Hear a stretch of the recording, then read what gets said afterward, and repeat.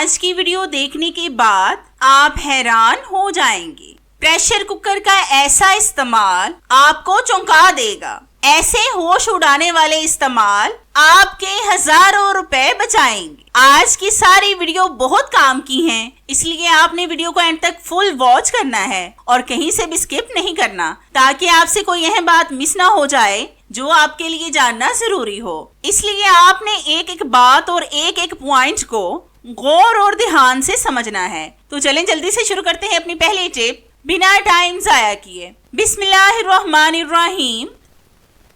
आपने अक्सर नोट किया होगा कि मार्केट में तरह तरह के शहद आ गए हैं। जब हम शहद खरीदने जाते हैं तो समझ नहीं आती कि कौन सा शहद खरीदें कि जिसमें मिलावट ना हो। तो आज मैं आपको इसका टेस्ट करना सिखाऊंगी, जिससे आपको पता चल जाएगा कि ये शहद असल है या फिर मिलावट वाला। तो इसके लिए आपने ग्लास में या फिर बोल में लेना है पानी। ये ना ठंडा होना चाहिए और ना ही गर्म, बस रूम टेम्परेचर का होना चाहिए। इसमें आपने थोड़ा सा शहद डालकर इसको 10 मिनट के लिए ऐसे ही छोड़ देना है। तो मैं भी 10 मिनट के बाद आपको दिखाती हूँ। तो ये देखें कि ये शहद बिल्कुल अपनी जगह से नहीं हिला। अगर ये खुद से पानी में हल हो जाता तो इसमें मिलावट होनी थी, लेकिन ये बिल्कुल वैसे का वैसा है। अक्सर हम बच्चों के लिए शहद घर में लाकर रखते हैं। अगर इसमें मिलावट हो तो आप सोचो कि आपके बच्चों को सर्दी से बचाने की बजाय ज्यादा बीमार भी कर सकता है। आप भी इस तरह से शहद का टेस्ट करके अपने बच्चों को बीमार होने से बचा सकते हैं। आज की इस टिप से आप अपने बहुत से पैसे बचा सकेंगे। अक्सर हम ब्रांडेड और महंगे सर्फ का इस्तेमाल करते हैं, जिससे हमारे बहुत से पैसे जाया हो जाते हैं। आज मैं आपको लो क्वालिटी सर्फ को घर में सिर्फ 10 रुपए में ब्रांडेड सर्फ की तरह बनाना सिखाऊंगी। तो इसके लिए आपने सस्ता सा सर्फ लेना है। इसमें आपने डालना है 1 टेबलस्पून नमक, जिसका इस्तेमाल हम ज्यादातर खानों में करते हैं। आपने लाहौरी नमक लेना है जो बहुत ज्यादा बारीक हो। फिर हम इसमें डालेंगे 1/2 टेबलस्पून के करीब बेकिंग सोडा, जिसका इस्तेमाल हम ज्यादातर खानों में और साफ सफाई में करते हैं। अब हम इन दोनों चीजों को अच्छी तरह से मिक्स करेंगे। तो जितनी देर मैं इनको मिक्स कर रही हूँ, मेरी आप सब व्यूअर से रिक्वेस्ट है कि जिन्होंने अभी तक मेरे चैनल को सब्सक्राइब नहीं किया वो जल्दी इसे सब्सक्राइब कर लें और साथ बेल आइकन पर भी लाजमी क्लिक करें, ताकि मेरी हर नई आने वाली वीडियोस का नोटिफिकेशन आप तक आसानी से पहुंच सके और आपको मेरी ये जबरदस्त सी वीडियोस ढूंढनी ना पड़े। और हाँ, मेरी इन वीडियोस को लाइक भी लाजमी किया करें,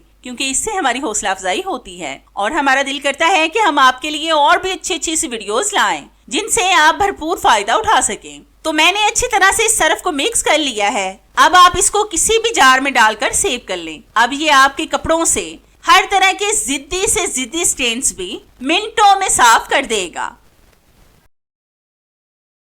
अक्सर जब हम बच्चों के बैंडेज लगाते हैं, मतलब जख्म वगैरह पर, तो अक्सर बाल होने की वजह से जब हम उस बैंडेज को उतारते हैं तो बच्चों के बहुत ज्यादा पेन होती है, जिसको वो बर्दाश्त नहीं करते और रोने लगते हैं। आज मैं आपको बहुत जबरदस्त टिप बताऊंगी बैंडेज को जख्म से उतारने की। तो इसके लिए आपने एक बाउल में लेना है नीम गर्म पानी। इसमें आपने रुई के टुकड़े को गीला करके बैंडेज पर लगाना है। इस तरह से आराम आराम से रुई को लगाएं। आप देखना कि मिनटों में बैंडेज सॉफ्ट होकर उतरने लगेगी और बगैर पेन के आसानी से उतर जाएगी। बच्चों के अलावा अगर बड़ों के भी बैंडेज लगी हो तो आप इस तरीके से बड़ों के भी उतार सकते हैं, वो भी तकलीफ के बगैर। तो ये देखें, आराम से हमने इस पट्टी को उतार लिया है।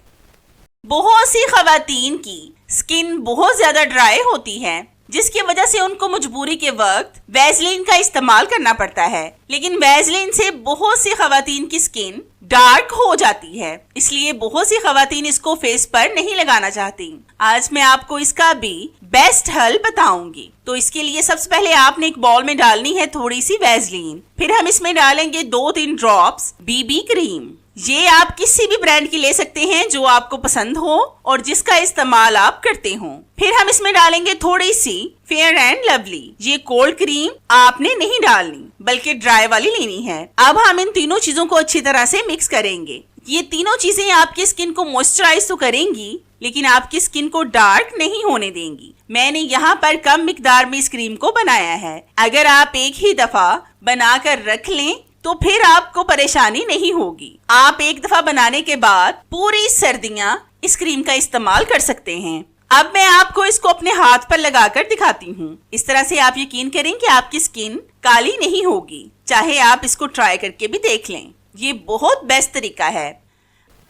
आपने अक्सर नोट किया होगा कि बिजली जाने पर या फिर किसी भी और टाइम हम कैंडल का इस्तेमाल लाजमी करते हैं। फंक्शंस में भी हम इन चीजों का इस्तेमाल करते हैं, लेकिन ये कैंडल सिर्फ आधा घंटा ही चलती है। आज मैं आपको ज्यादा देर कैंडल जलाने के 2 तरीके बताऊंगी। तो इसके लिए आपने करना ये है कि जब भी आप कैंडल को जलाने लगे तो आपने कैंडल के ऊपर वाले हिस्से में थोड़ा सा नमक डाल देना है। नमक से ये होगा कि ये आपकी कैंडल को जल्दी पिघलने नहीं देगा, जिससे आपकी कैंडल जल्दी खत्म नहीं होगी। मतलब जहाँ पर ये आधा घंटा जलती थी वहीं पर अब 1 घंटे से भी ज्यादा जलेगी। अगर आप इस टिप को फॉलो नहीं करना चाहते तो इस टिप को भी फॉलो कर सकते हैं। तो इसके लिए आपने लेना है एक एल्युमिनियम फॉइल का पीस। इसको आपने अच्छी तरह से कैंडल पर लगाना है और नीचे वाले हिस्से को कवर कर दें। इससे भी कैंडल ज्यादा देर जलेगी। एक और छोटी सी टिप है, याद आई तो सोचा वो भी आपके साथ शेयर कर लो कि अगर आप इन दोनों टिप्स को फॉलो नहीं करना चाहते तो इसको जलाने से आधा घंटा पहले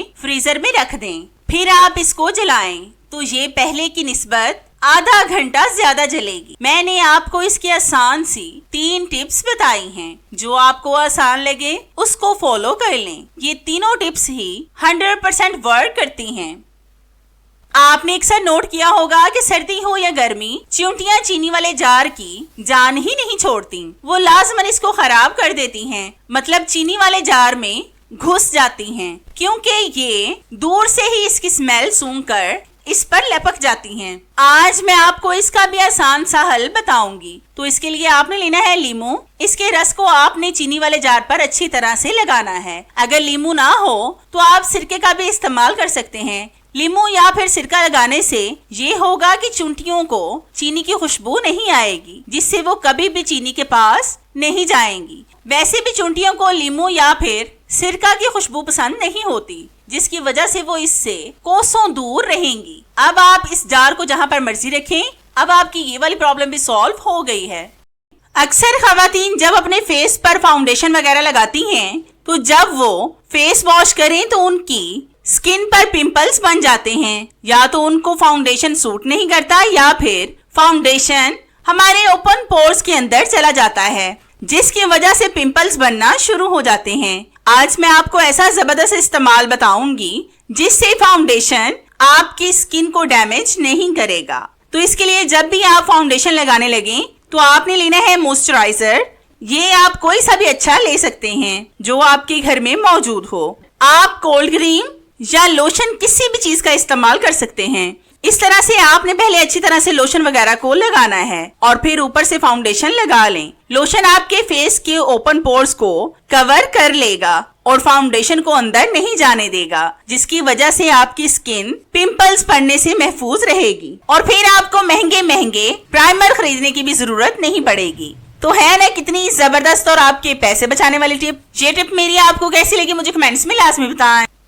आपने अक्सर नोट किया होगा कि जब हम प्रेशर कुकर का इस्तेमाल करते हैं तो इसका कैप बहुत ज्यादा गंदा हो जाता है। कुछ ऐसे पॉइंट्स इसके होते हैं जो साफ ही नहीं होते। तो इसके लिए आपने लेना है एक मेडिसिन का रैपर। इसका बारीक और छोटा सा पार्ट आपने काट लेना है और फिर इसके साथ इन चीजों को साफ करें। आप साफ करने से बहुत से हादसों से बच सकेंगे, क्योंकि अक्सर इसकी नोजल में कुछ न कुछ फंस जाता है, जिसकी वजह से इसके फटने का खदशा होता है। आप इस तरह से रैपर से इनकी सफाई कर सकते हैं। अक्सर हमारे प्रेशर कुकर में बहुत से निशान भी पड़ जाते हैं, जिनको साफ करना बहुत मुश्किल होता है। इस टिप से आपकी ये वाली प्रॉब्लम भी सॉल्व हो जाएगी। तो इसके लिए आपने सबसे पहले कुकर में मेडिसिन के रैपर के छोटे छोटे से पीस काट कर डालने हैं। अगर आपके घर में भी हो तो आप भी इनका इस्तेमाल कर सकते हैं। अक्सर हम इनको बास्केट में फेंक देते हैं, लेकिन आज की टिप देखने के बाद आप इनको बिल्कुल भी नहीं फेंकेंगे। अब आपने इसमें 2-3 एक्सपायर टैबलेट को डालकर इसके अंदर ही इसका पाउडर बना लेना है, मतलब इसको कूट लेना है। और फिर हम इसमें डालेंगे थोड़ा सा शैम्पू और फिर थोड़ा सा पानी डालकर स्टील के स्क्रबर के साथ रब करेंगे। आप अगर इस तरह से एक्सपायरी मेडिसिन का इस्तेमाल करेंगे तो इस पर आपके पैसे भी खर्च नहीं होंगे, क्योंकि वैसे भी एक्सपायर मेडिसिन को हम बास्केट में फेंक देते हैं, क्योंकि ये हमारे किसी भी काम की नहीं होती। तो आप देख सकते हैं कि प्रेशर कुकर में डाला गया पानी कितना काला हो गया है और प्रेशर कुकर मुकम्मल साफ हो गया है। आप भी इस तरह से मेडिसिन से अपने प्रेशर कुकर को साफ कर सकते हैं, जिस पर आपका 1 रुपया भी खर्च नहीं होगा। तो चले मिलते हैं अपनी एक ऐसी ही और जबरदस्ती वीडियो में, तब तक के लिए इजाजत चाहते हैं। अल्लाह हाफिज।